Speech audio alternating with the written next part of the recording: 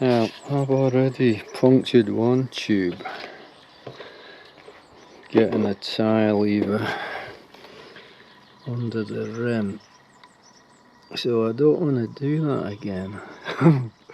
Now, I don't know how much these G-clamps help, you know, compressing the tyre into the rim, but got this new idea, and so we've got that on there. That just, if you get the gist, see that's pushing that right.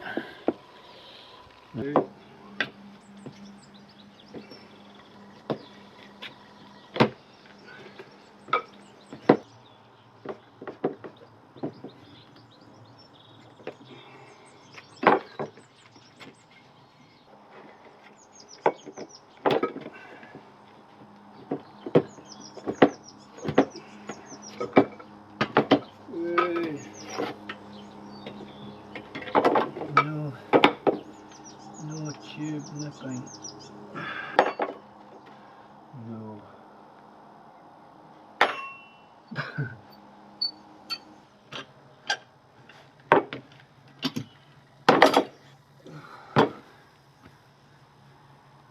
Alrighty.